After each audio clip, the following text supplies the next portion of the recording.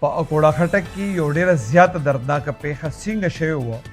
د ورسک روډ اوسېدونکي ځوان زلمی سیلزمین د خپلې منګیتر په مخ کې څنګه وجلی شوی و. د اکوړه خټک ته څه دپاره تللی و. په ابتدا کې دا یو خوني رهزني چې کوم دا هغه ریپورټ شوې وه. پولیس دا کیس څنګه ټریس کو. د دې مقتول دا منګیتر د ده په قتل کې څنګه ملوث وه. پولیس دا منګیتر او د دې اشنا چې کوم دی هغه څنګه گرفتار کړی دی. دې جینې د خپل ترور زوی کم مقتول چې کوم دی د هغه په ځای باندې یو رکشي ډرایور انتخاب څنګه کړی و. د هغې ټوله منصوبه بندي څنګه ناکام شوه او د ښه سوچ یا د هغې په خیال د ښه مستقبل د سوچ په ځای باندې هغې جیل ته څنګه ورسېدل او دې کیس کې د دوبۍ نه راغلی کم هلک چې کوم دی هغه څنګه گرفتار شو. دا ټول تفصیل تاسو له د ننني ریپورټ کې در کوم. د هغه هلکانو او جنکو دپاره هم د عبرت نه ډک دی چې کوم د مور پلار فیصلې نه مني یا غلطې فیصلې کوي او د هغه مور او پلار دپاره هم یو ډېر د عبرت نه ډک ریپورټ دی کم چې د خپلو بچو رشتې کوي او هغه ټایم کې د هغې نه تپوس نه کوي یا د هغې په مشورې باندې د هغې رشتې نه کوي. نو دا داسې وقوع شوې وه چې دا د 7 مارچ وقوعه ده. د ماسخوتن لمونځ نه پس په کم 9 بجو ټایم و. په جوماتونو کې تراویح شروع وې او چرته چې چا ختمونه نیولي وو هغه خپل ختمونو کې مصروف وو. مطلب مې دا دی چې د خلکو بهر ګرځېدل چې کوم هغه کم وو. اچانک د اکوړه خټک تاڼې پولیس ته اطلاع میلو شوه چې یاره ایوب آباد روډ اکوړه خټک کې یو هلک چاویشتی دی او مړ دی. د اکوړه خټک ډي ایس پي چې کوم دی اختر نصیر خان وینا دا ده چې یاره څنګه هغه ته اطلاع میلو شوه نو د هغه د سټارټ نه دا عادت دی چې هغه وقوعې چې کله کومه وقوعه مو شي داسې نو پخپله ځي هغه د هغې انویسټیګیشن ټیم چې کوم دی د هغې اپریشن ټیم چې کوم دی هغوی وایي موږ فوراً موقع ته راورسېدو. کله چې موقع ته راورسېدو نو دغه ځای کې یو جینۍ دې ته رپورټ کوي چې یاره دا کم هلک مړ دی دا زما منګیتر دی او د ده اشفاق نوم دی. دې جینۍ نه چې کله پولیس تپوس کوي نو دی ورته وایي چې یاره دا د دې منګیتر هم دی او د ترور زوی هم دی. دی ما سره راووتو او موږ تلو بازار ته شاپینګ دپاره. دې ځای کې په موټرسایکل باندې 2 کسان رالل او وایي په ده باندې ډزې وکړې او وایي دی هم ولګېدو مړ شو. دې پولیس ته وایي چې یاره دا موټرسایکل باندې کم کسان راغلي دا شکمارانو. د پولیس وینا دا ده چې کله بیا دې د دې جینۍ نه معلومات وکړل چې یاره مطلب شکمارانو نو د دې هلک موبایل چې وکتل د هلک موبایل هم موجود و د هلک پرس هم موجود و جینۍ سره موبایل و جینۍ سره پرس هم موجود و. نو هغوی وایي چې یاره دا شکمارانو او سړی یې مړ کوه خو خامخا ظاهره ده څه به یې وړلم.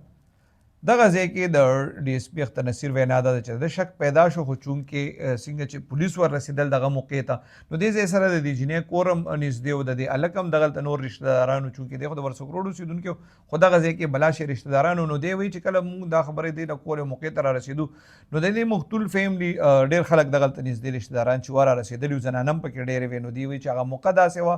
چې ډېر سوال جواب د جینۍ نه کېده خو دې فوري دا یو کار وکړو چې د دې مقتول کم منګیتر وه د هغې نه موبایل واغشته د هلک هم او د دې جینۍ موبایل هم ترې واغشتو چې یاره تم خپل موبایل راکړه بیا به نور ګورو. اختر نصیر خان وایي دې دوران کې دی چې کوم لاش کوم دی پوسټ مارټم دپاره دغه ځای کې چې کوم هسپتال دی یا مردخانه د هغې ته منتقل کړو. دې دوران کم هلک چې مړ دی اشفاق د ده تقریبا 24 سال عمر و د ده رور دی سراج د ورسک روډ اوسېدونکی دی هغه ته هغه هم فوراً هسپتال ته راورسېدو. پولیس چې د هغه نه تپوس وکړو چې یاره تا ته څنګه پته ولګېده نو هغه پولیس ته وویل چې یاره د ضرور چې کوم دی اشفاق ده دا منګیتر چې کوم ده دې مونږ ته اطلاع میلو وکړه ویې ویې چې یاره مونږ داسې سودا له روان وو دې ځای کې غله رالل په مونږ باندې ډزې وکړې او ستا ورور لګېدو مړ شو. پولیس وایي ای د مقتول روډ سراج نه بیا چې مزید تفتیش وکړو یا ځان یې ترې پوه کړو نو سراج وایي چې یاره دی بیسیکلي په ورسک روډ باندې اوسېږي. د اشفاق مقتول چې کوم دی د خپل د ماما لور سره دا چې کوم ورسره وه دې سره کویدن هم شوې وه او نکاح هم شوې وه. څو ورځې وړاندې د اشفاق خر مړو لکه د دې منګیترې پلار مړو او په دغه ورځ باندې د دې څلوېښتي وه د دې پلار نو د یو ورځ وړاندې مطلب 25 مارچ باندې د خپل رور را لېږلی و چې یاره ته لاړ شه د ماما دې هم دی او سخر دې هم دی او د هغه څلوېښتي ده په هغه چې کوم تقریب دی په هغې کې شرکت وکړه وایي دی هغې دپاره راغلی او بس باقي بیا موږ ته پته نشته چې څنګه وکړو وشوه د پولیس وینا دا ده چې دی لاش دی ورسا ته حواله کو او دی لاړل مطلب ورسک روډ ته دی خپل علاقه چې کوم ده هلته د ډیډ باډي روډ دلته تدفین وشو پولیس وایي کله چې دی دویم ورځ شوه نو دی د مقتول د رور سره رابطه وکړه چې یاره مونږ ته د مقتول دا منګیتر چې کوم ده دا د دغه دپاره پکار ده د انویسټیګیشن دپاره خو چونکې زموږ د پښتنو خو دا ده چې مطلب اکثر کیسونو کې داسې خپل رشته داران ملوث وي خو درې مې پورې خلک وایي چې نه یاره مطلب کور نه به څوک نه بوځي پولیس وایي مونږ خو په ساینسي خطوط باندې تفتیش شروع کړی و د جینۍ موبایل هم کتلی و چې یاره د هغې چا سره رابطې دي خو په هغې کې یو نمبر داسې و چې لکه وټساپ کې د دې بلا شي خلکو سره رابطې وي کور رشته دارانو د ایل ایچ وي کورس کولو په نورو جینکو مرګرو سره هم رابطې وي خو یو نمبر داسې و چې هغې سره به دې جینۍ به دغه نمبر سره کله میسیجونه وکړل نو اب یې ډیلیټ کول نو دې وایي دغه نمبر دې ته مشکوک ښکاره شو کله چې درېیمه وشوه نو پولیس وایي دی خپل ساینسي خطوط باندې کم تفتیش چې کوم دی هغه پوره کړی او هغه هم مخې ته کېغوستو دا جینۍ هم د تفتیش دپاره راوړه او د مقتول رور چې کوم دی دا سراج وایي دا مونږ راوغوښتو نو سراج وایي چې یاره دې جینۍ خو په پیل ورځ باندې مطلب داسې جړا کوله چې لکه دا په دې کې ملوث نه خو هغه پولیس ته ویلي چې زمونږ هم شک دی چې دې جینۍ په دې کې ملوث ده او پولیس وایي الریډي هغې په ساینسي خطوط باندې او د جینۍ په موبایل باندې کار کړی نو وایي چې دا ټول شواهد هم جینۍ ته کېغوستل او د دغه نمبر باره کې هم ته معلومات وکړل نور چې پولیس ته کوم شواهد میلو شوي دې جینۍ پولیس وایي چې کله مونږ انویسټیګیشن وکړو نو د کله چې د اشفاق د مرګ دویم ورځ وه دې د رور نه موبایل اغوستی او دې پې هغه کوم چې پولیس سره مشکوک نمبر هغه نمبر سره پې رابطه کړې وه نو پولیس وایي زمونږ شک چې کوم دی هغه نور هم پوخ شوی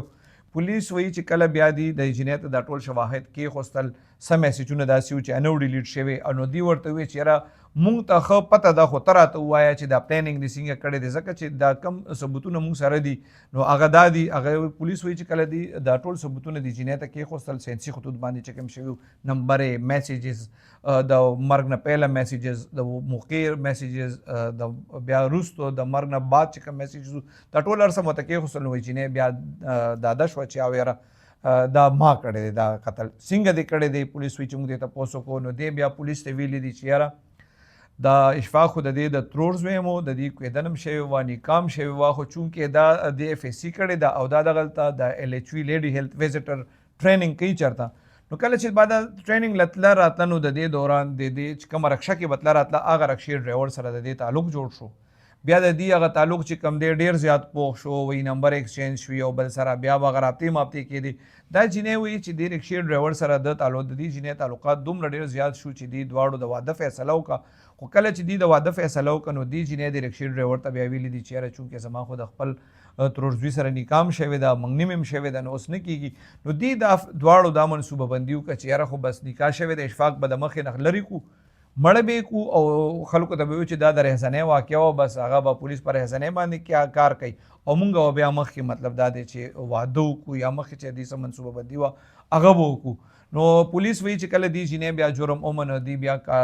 چاپه ووهله دغه رکشې ډرایور چې کوم دی عاطف هغې بیا هم گرفتار کو د عاطف چې کله دی ته تفتیش وکړو او د کم جینۍ ورته مخامخ کا چې جینۍ خو دا ټولې خبرې کوي نو عاطف هم پولیس وایي چې بیا خپل جرم ومنلو او د ډي ایس پي صاحب وینا دا ده او د نیک زمان خان چې کوم د دې انویسټیګیشن افسر دی د هغې وینا دا ده چې یاره دا رکشې ډرایور بیا ووایي چې او زموږ تعلق جوړ شوی او موږ مخکې واده کوو او د هغې دپاره چې په لاره کې کوم دا دی دا هلک نو ځکه دوی دا منصوبه بندي وکړو دی قتل کو پولیس وایي د عاطف بیا ځان سره یو بل ملګری مې یاد کړی دی چونکې ما وایي چېرته ډز نه و کړی نو د بل ملګری دی هغه د دوبۍ نه راغلی وایي یا مې ځان سره ملګری کو او ډز یې وایي ما په هغه هلک باندې کړی دی په هغه ملګري باندې لکه هغه ته ویلي چې ته به ډز کړې نو ډز هم هغه کس کړی دی دی وایي چې یاره اشفاق 2 ډزې دی ویشتې او دی بیا تښتېدلي و دی بیا خپله زندګي عام کوله نو د پولیس وینا دا ده چې یاره هغې د څنګه چې ما تاسو ته وایي چې کیس څنګه هغې ټریس کړو نو هغه دغه وه د جینۍ چې کم دی عجیبه شانتې خبره دا ده د پولیس وینا دا ده چې کم مقتول دی اشفاق هغه مطلب د ښار اوسېدونکی دی هغه سیلسمین دی ښکلی دی کم عمره دی او د هغې په ځای باندې جینۍ چې کم دی یو رکشې ډرایور دا نه چې هغه مطلب زه دا وایم چې یاره رکشې ډرایور څه بد انساني خو هغه چې دونه ښه رشته هم شوی و نکاح هم شوی و د هغې په ځای باندې هغه د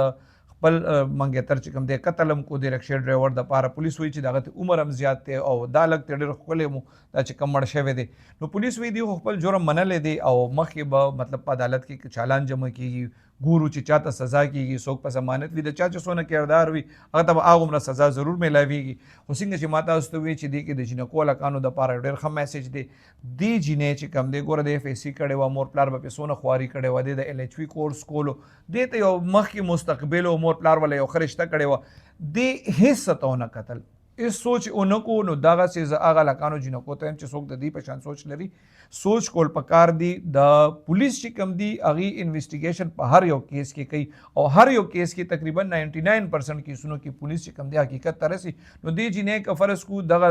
تعلق دپاره منګیتر نه مړ کړی د دې به یو مخکې به سبق ویلی یو لایف به جوړ شوی واده به شوی اوس هغه هم جیل ته لاړه رکشې والا هم ځان سره جیل ته بوتلو او بل هلک چې کوم دی هغه هم ځان سره جیل ته بوتلو اوس ما ته دا معلومات نشته چې د دې جینۍ کله رشته کېده نو د دې نه پلار تپوس کړی و یا نه و کړی ځکه پلار خو اوس مړ دی او نور فیملی ته تپوس کړی هغه ټایم هم پلار ژوند دی چې هغه ته تپوس کړی یا نه و کړی خو مور او پلار له خامخا پکار دي چې ای د زوی یا د لور کم ځای کې هم رشته کوي هغې دې خامخا د بچو نه تپوس کوي د هغې په مرضۍ دې رشتې کوي دې کې هېڅ شک نشته چې مور او پلار سوچ کوي د خپل بچو دپاره د ښه مستقبل خو بچی نه پوهېږي که نه هم پوهېږي نو د هغه بچو اعتماد هغه بچو په اعتماد کې اخیستل پکار دي او که د هغې په کم ځای کې انټرسټ وي او هغه ځای ښه وي نو هغه ځای کې رشتې کول پکار وي که هغه ځای ښه نه وي نو هغې مطلب پویول پکار دي په دې خپلې فیصلې په چا باندې هم ډایرکټ نه دي مسلط کول پکار کني بیا داسې انجام وي